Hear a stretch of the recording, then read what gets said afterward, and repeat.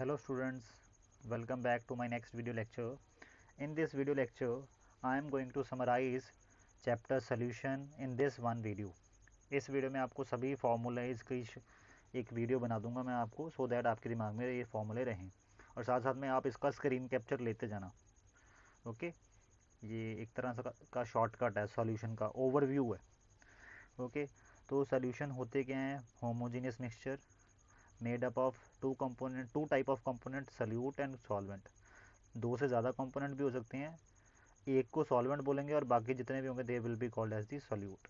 Concentration terms, the way to express the concentration of solution. There are many different ways. Percentage, amount of solute by amount of solution into 100. Okay, three type of percentage is there: weight by weight, weight by volume, volume by volume. Okay, strength, amount of solute in gram divided by volume of solution in liter, that is equal, that ratio is called as the strength. Molarity, amount of solute in moles divided by volume of solution in liter is called as the molarity, designated by a capital M. Units will be mole per liter. Normality, solute amount measured in gram equivalents. gram equivalents कैसे निकलते हैं? given mass by equivalent mass, okay, divided by volume of solution in liter, that is called as the normality. Fifth, molality, small m, amount of solute divided by amount of solvent in kg, and solute should be present in should be measured in number of moles. This ratio is called as the molality. Mole fraction of a component, let us say we are finding the mole fraction of component A, that will be equal to number of moles of A divided by total number of moles. Solution is made up of two components A and B. The total number of moles will be number of moles of A plus number of moles of B. Okay, and similarly what will be the mole fraction of B? That is number of moles of B divided by total number of moles, that is moles of A plus moles of B, or sum of the mole fraction of these two components will be equal to 1. Solution में जितने भी components होते हैं उन सभी की mole fraction का sum कर दो, that will be equal to 1. So seventh, parts per million, ppm, amount of solute present per million particle of solution. How we find it? Amount of solute in gram, amount of solution in gram into 10 raised to power 6, that is million, 10 lakh. Parts per billion, ppb, amount of solute in grams, amount of solution in grams into 10 raised to power 9, that is billion, 100 crore. So these are some units to express concentration of solution. Next is molarity equation. Okay, अगर आपने reactions के लिए लगानी है, let us say A and B are reacting like this and they are forming products. Okay, so then this molarity equation will be applicable, and N1 and N2 will be calculated according to their stoichiometric coefficient. Okay, let us say this is the reactant 1, this is the reactant 2. Okay, M1 V1 by N1 equal to M2 V2 by N2. M1 molarity of solution of A, V1 volume of that particular solution, N1 stoichiometric coefficient of A. M2 molarity of solution of B, V2 molarity of volume of solution of B, N2 number of moles, sorry, stoichiometric coefficient, not number of moles. Okay, and if you are applying molarity equation of dilution, जिसमें हम एक concentrated solution से dilute solution बनाते हैं by adding some water also, so at that time the equation, molarity equation is M1 V1 equal to M2 V2. Okay, क्योंकि मास molarity into volume को multiply करने पे नंबर ऑफ मोल्स निकलते हैं. जब हम किसी कंसनट्रेटेड सोल्यूशन को डाइल्यूट कर रहे होते हैं बाय एडिंग वाटर, तो number of moles of solute is not changing. अगर चेंज नहीं हो रहे तभी तो जो नया सोल्यूशन बनेगा उसकी जो नई मोलैरिटी आएगी और उसका जो वॉल्यूम आएगा उन दोनों का प्रोडक्ट भी उतना ही आएगा, नंबर ऑफ मोल्स जितना इनिशियली M1 V1 का आ रहा था. इसलिए M1 V1 is equal to M2 V2. And normality equation, चाहे रिएक्शन हो रहा हो चाहे डाइल्यूशन हो रही हो, तो नॉर्मेलिटी इक्वेशन एक ही है, N1 V1 equal to N2 V2. यहाँ पे स्टोइकियोमेट्रिक कोफिशिएंट पहले ही एडजस्ट हो चुके होते हैं नॉर्मेलिटी में। Okay, next is solubility. दो तरह की सॉलिबिलिटी डिस्कस करी है हमने सॉल्यूशन में। First is solubility of solids in liquid, solid की लिक्विड में solubility. Okay, the maximum amount of solute dissolved in 100 gram of solvent at constant temperature is called as the solubility of that particular solid in that particular liquid which you are talking about। कौन कौन से factor है जो effect करते हैं solubility of solid को in liquid?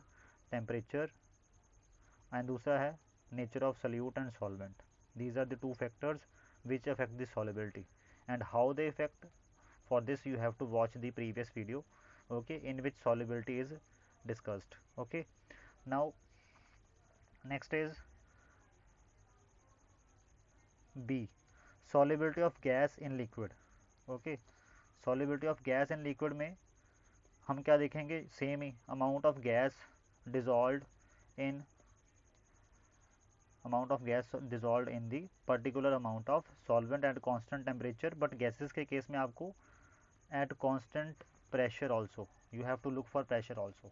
Okay, because gases का जो वॉल्यूम है वो प्रेशर पे भी डिपेंड करता है। Second is nature of solute and solvent. इसमें भी नेचर तो देखना ही पड़ेगा कि गैस और लिक्विड दोनों अगर सेम नेचर के हैं तो ऑब्वियस है दोनों की मिक्सेबिलिटी ज़्यादा है। मिक्सेबिलिटी ज़्यादा तो ऑब्वियस है solubility of that particular gas will be more in that particular liquid which is of same nature। okay, and third factor which is very important, pressure। solubility of a gas in a liquid वो pressure पे भी depend करती है। जैसे अगर आप Coke की bottle, जो हम कोको कोला पीते हैं, उस कोक की बॉटल को बंद रखें तो वो under high pressure carbon dioxide उस लिक्विड सिरप के ऊपर पड़ी होती है, तो उस टाइम उसमें उस सिरप में ज़्यादा कार्बन डाइऑक्साइड डिजॉल्व हो जाती है। जैसे ही आप प्रेशर रिड्यूस करते हो, जब बॉटल खोलते हो, उससे क्या होता है? प्रेशर रिड्यूस हो जाता है गैस का। उसकी वजह से क्या होता है? गैस की सॉलिबिलिटी कम होती है, लिक्विड में जो कार्बन डाइऑक्साइड ऑलरेडी घुल चुकी होती है वो भी बाहर आ जाती है due to decrease in solubility. इसलिए फिर वो बबल से बनने शुरू हो जाते हैं। ओके, एफर्वेसेंसी जो होनी शुरू होती है। क्लियर? और प्रेशर का जो इफेक्ट है वो स्टडी किसने किया था? हेनरी ने। So that's why it is called as the Henry law. Okay, and he observed that solubility of a gas is directly proportional to pressure of that gas above liquid। okay, clear? और solubility को major करने के लिए आप molarity का use कर सकते हो, क्योंकि solubility क्या है कि कितनी गैस घुल चुकी है कितने लिक्विड में। solubility को मेजर करने के लिए या तो मोलैरिटी लगाओगे कि इस सोल्यूशन की मोलैरिटी क्या बन गई है गैस, इस सोल्यूशन में गैस की मोलैरिटी क्या है, या तो मोल फ्रैक्शन लगाओगे। ठीक है, तो इट मीन्स फॉर्मूले आपके पास ये बन जाते हैं कि मोलैरिटी और mole fraction is equal to K H into pressure of gas. अब आप बोलोगे ये क्या बात हुई मोलैरिटी और मोल फ्रैक्शन? या तो मोलैरिटी होगा या तो मोल फ्रैक्शन होगा, इन दोनों में से एक ही होगा ना। बट फार्मूला कौन सा? तीन फार्मूले बन जाते हैं ये। इन तीनों में से कौन सा फार्मूला लगेगा वो डिपेंड करता है के एच के यूनिट कौन से हैं। Okay, which formula to implement depend upon the units of K H. If Henry K H is the Henry constant, अगर हेनरी कॉन्स्टेंट के यूनिट्स हैं मोल्डर पर एटमोसफेयर, एम मोलैरिटी का यूनिट होता है ना, मोल पर लीटर पर एटमॉस्फेयर, मोल पर लीटर को मोलर बोलते हैं। अगर ऐसा यूनिट दिख रहा है आपको के एच का, इट मीन्स आपने ये वाला फॉर्मूला लगाना है, molarity is equal to K H into pressure of gas. अगर यूनिट दिख रहा है atmosphere inverse, it means mole fraction equal to K H into pressure of gas, ये वाला फॉर्मूला लगेगा। अगर एटमॉस्फेयर दिख रहा है, इट मीन्स जो के एच है वो प्रेशर वाली साइड ना होकर मोल फ्रैक्शन वाली साइड है, तो pressure of gas is equal to K H into mole fraction of gas. इन तीनों में ट्रेंड यही है कि solubility of gas will be directly proportional to the pressure of gas above the liquid, and this is the Henry's law। okay, next Raoult's law। Raoult's law क्या कहता है?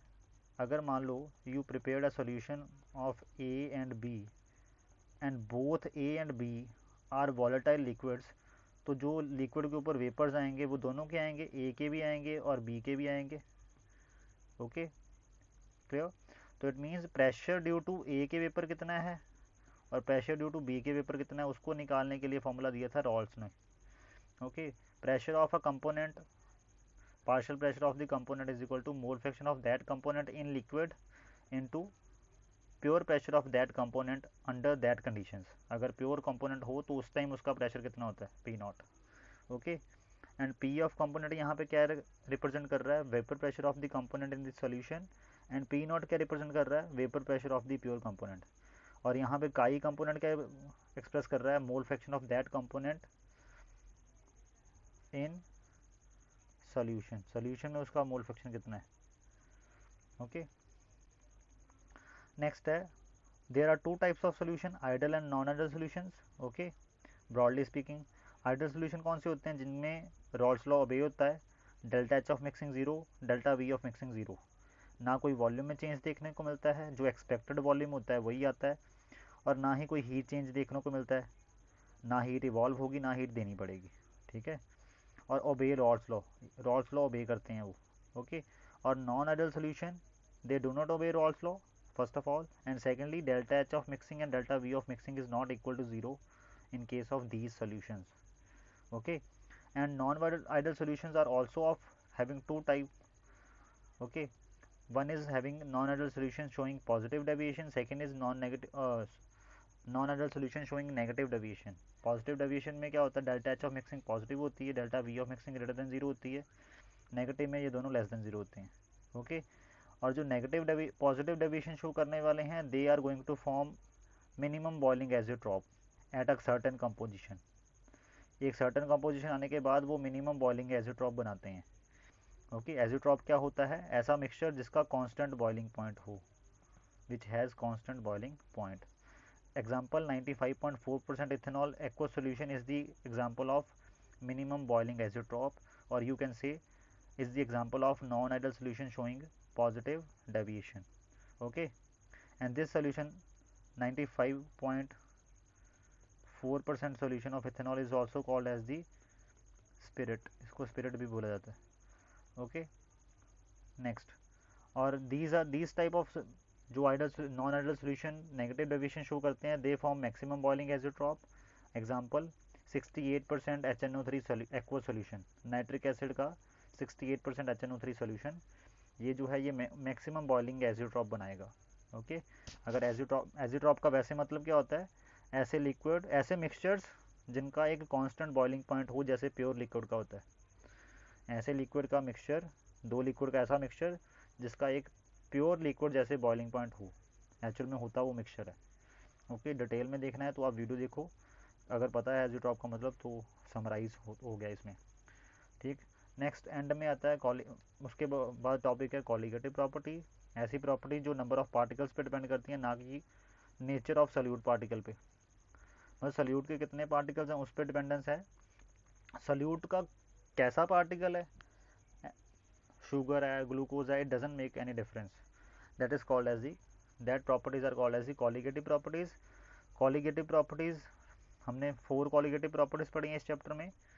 relative lowering of vapor pressure, formula this. Okay, I is included, why, because I is the Van't Hoff factor।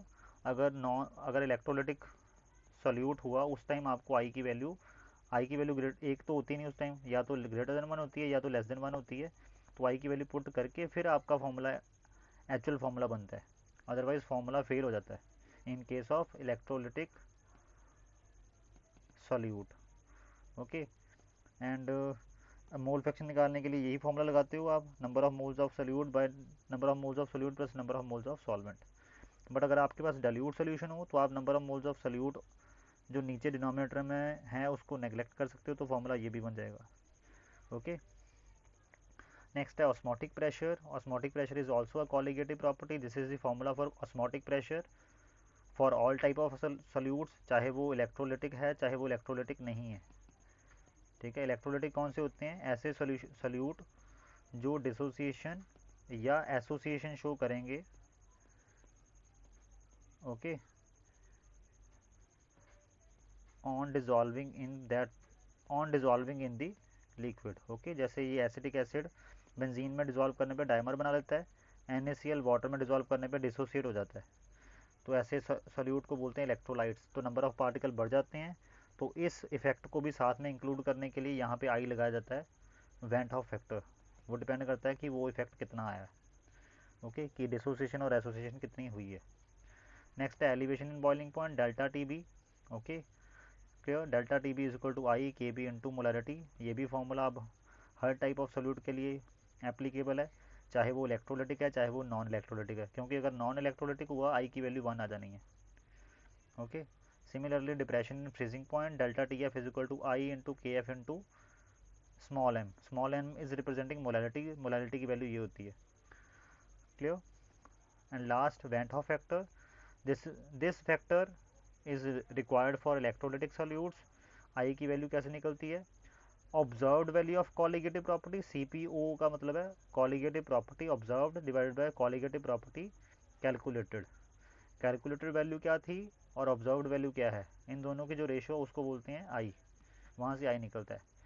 और अगर molar mass observed के according निकाला जाए कि आपने मोलर मास को ऑब्जर्व किया है, जो सल्यूट डाला है उसका मोलर मास निकाला है कॉलिगेटिव प्रॉपर्टी की हेल्प से, तो उस टाइम आई का आंसर क्या आएगा? Calculated value of molar mass divided by observed value of molar mass. Okay, I equal to MC by M naught, that is equal to I. Okay, I is greater than 1 for dissociation, I is equal to 1 for non-electrolytic solute, I is less than 1 for association. Okay, association के लिए I less than 1 है, dissociation के लिए I greater than 1 है, होता है I की value less than 1 और ग्रेटर देन 1 आती है। ठीक है, और I का अल्फ़ा के साथ रिलेशन क्या है? अल्फ़ा डी मतलब डिग्री ऑफ डिसोसिएशन के साथ रिलेशन क्या है I का? वो ये रहा, और दूसरा ये रहा, ये है एसोसिएशन, डिग्री ऑफ एसोसिएशन के साथ आई का रिलेशन, ये है डिग्री ऑफ डिसोसिएशन के साथ आई का relation. Okay, went Hoff factor. So this is all about the summary of solution. तो आई होप कि आपको इन फार्मूलाज में हेल्प मिलेगी। आप अब आपको इन फार्मूलाज को एक जगह कंसाइज करके मिल गए हैं और आपने स्क्रीन कैप्चर भी कर लिया होगा।